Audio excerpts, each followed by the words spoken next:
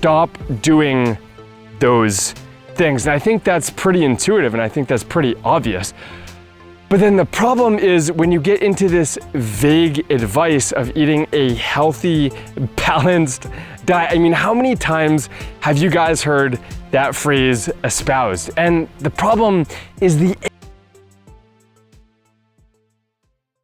have you guys ever wanted to improve in a certain area of your life? Maybe you're dedicated to self-help. You're a personal development junkie. You are dedicated to the idea of self-actualization, becoming all that you possibly could be. Basically, just this idea of leveling up your character so that you can actually augment, you can enhance your experience of this life. Something I always think about are the GTA, the Grand Theft Auto games that I used to play as a kid, and it always amazed me that the otherwise impressive muscular character, I believe in Liberty City Stories, this was for the PlayStation Portable, the PSP, the character couldn't swim. And I just thought that was such a shame that literally you would die if you drove off of a cliff into the water. The character was fundamentally incapable. And it just dawned on me that a colossal percentage of the map of GTA Liberty City was actually water. And just thinking about that analogy in the real world and thinking about certain skill sets, for example, the ability to swim and the lack thereof, and then how much that actually stifles your experience of life. A good example would be being able to cold approach strangers, being comfortable putting yourself out there and having the requisite emotional intelligence and social skills to actually do that. Think about the opportunity cost that if you don't have that ability, those faculties, that is actually costing you. Well guys, in this video today, I'm going to be talking about the fact that even if you don't have a perfect set of information, for example, if you want to get a better body, a better physique, and you spend a month or two studying creatine monohydrate and you're like, should I load up on it, do a loading phase, or just take a standard 5-gram daily dose? And it's that study, ironically so, paradoxically, of the creatine monohydrate is the study that ends up stifling you. The study of the thing itself literally becomes the stumbling point because you never actually apply yourself. And so what I'm here to say is that a step in the wrong direction is better than no step at all. And I'm gonna parlay that with nutrition and my utter obsession and passion for such, because to say that nutrition needs to be reformed is probably the understatement of the century, because not only is the information that has been propagated by the mainstream, disseminated by doctors, not only is it wrong, but in a lot of ways it's precisely wrong, and there's nothing vaguely appropriate about it. But what I'd like to also remind you is that for the individuals who are just haphazardly going through their lives in a walking days of confusion and just following the standard American de facto diet, that there's a big difference between that and someone, for example, who is at least applying themselves, say, with a plant-based diet, which is incredibly suboptimal and, dare I say, harmful down the road.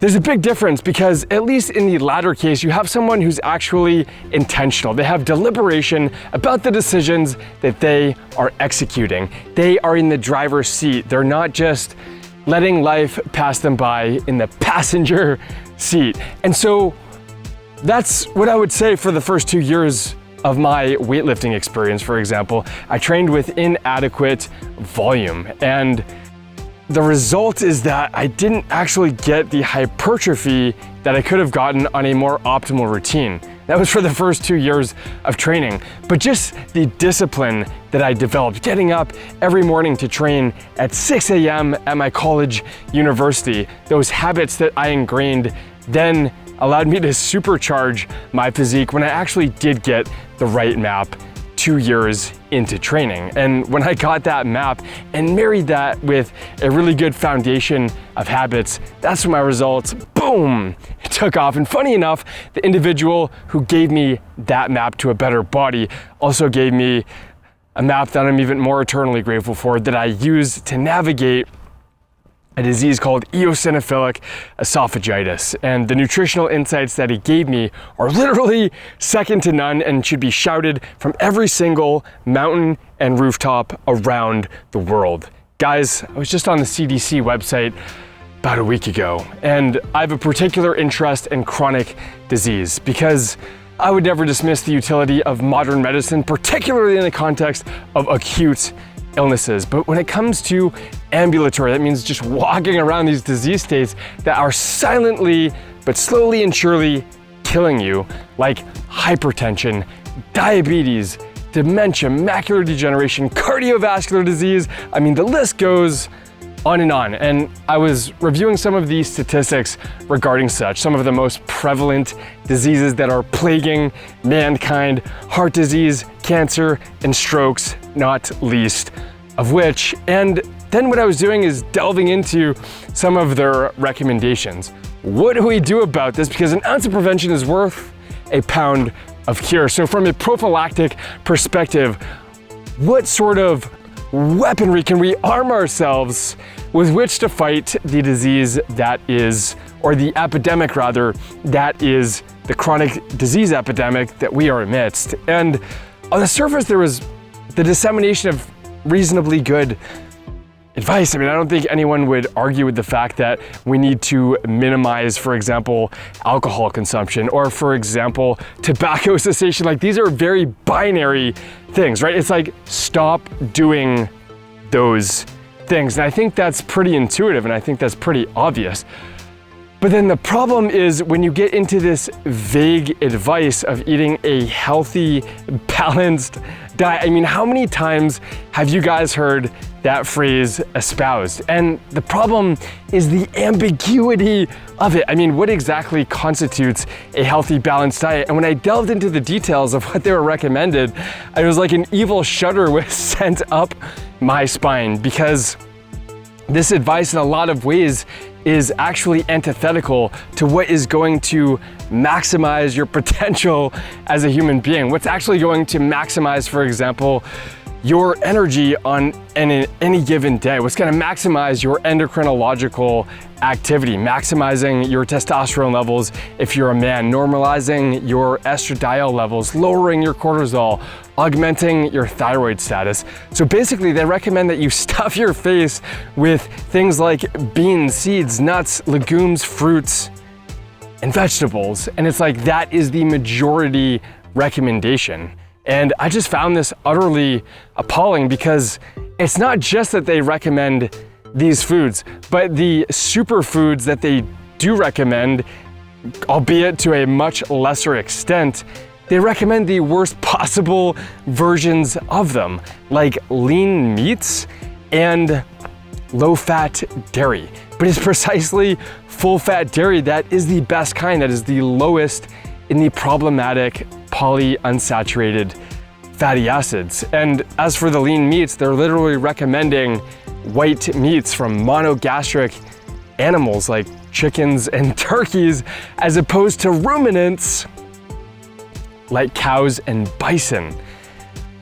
And so this is what in a lot of ways has given rise to this channel, and why I'm so incredibly passionate about this. It's because not only is indisputably food the highest lever to fight against chronic disease and to improve everyone's experience of this life, not only is it the most powerful tool in our tool belt that we don't even know about, but it's one that is literally so abominably misunderstood that we need a reformation, guys. Like, there's nothing vaguely appropriate about these recommendations from the CDC. And look, I'm not in a position to know why these are being put forth, whether this is a conspiracy. I'm not in a position to know that, and I don't care.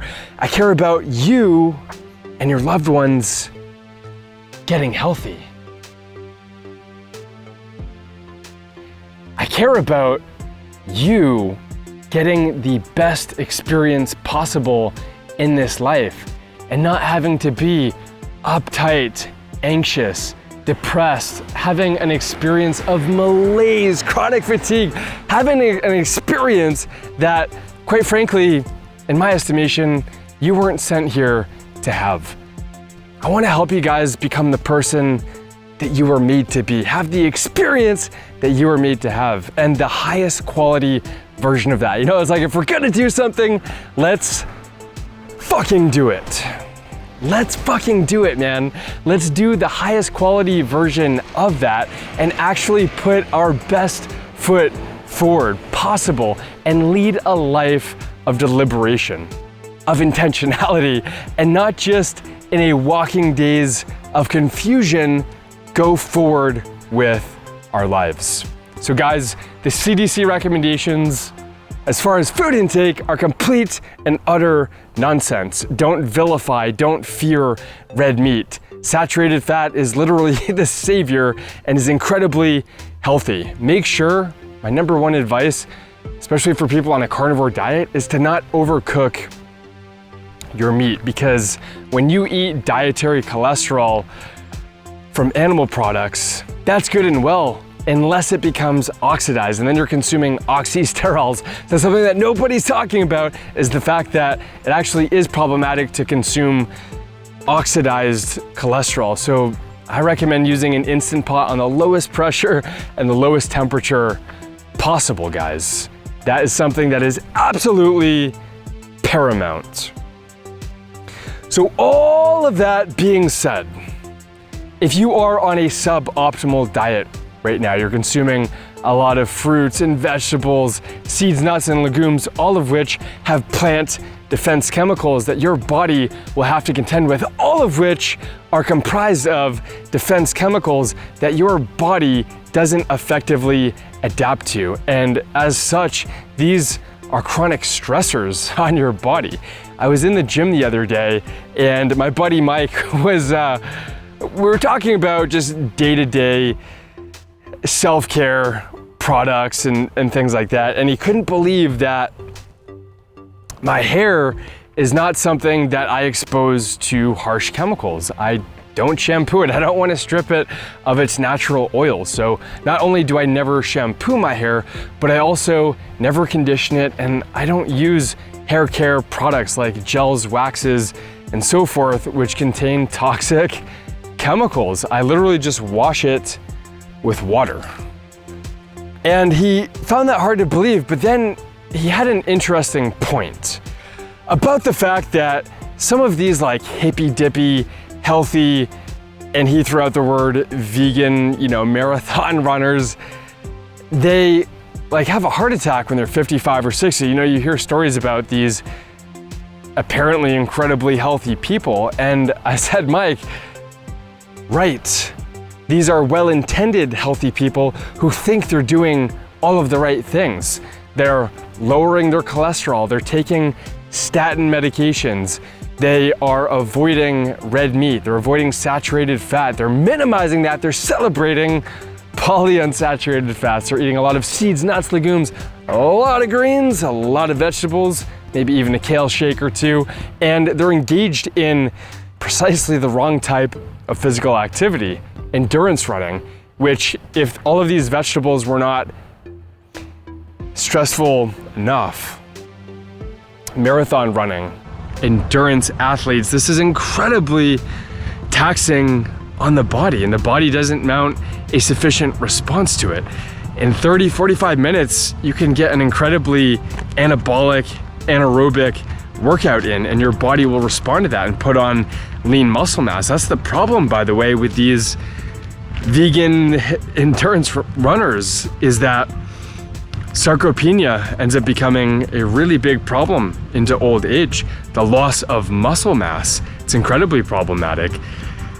And so when Mike was talking about this, I said, yeah, well, these are well-intended people, Mike, but vegan diets are horrendously unhealthy, and these people are just following the wrong map. And this is why I'm so passionate about giving people the right map, because if people knew better, if they knew that they could prime their potential with a better diet that is in many ways antithetical to the CDC, to the ADA, to the American Heart Association, then they would have to contend with that cognitive dissonance and realize that maybe the narrative that we've been fed all along for decades of delusion is wrong.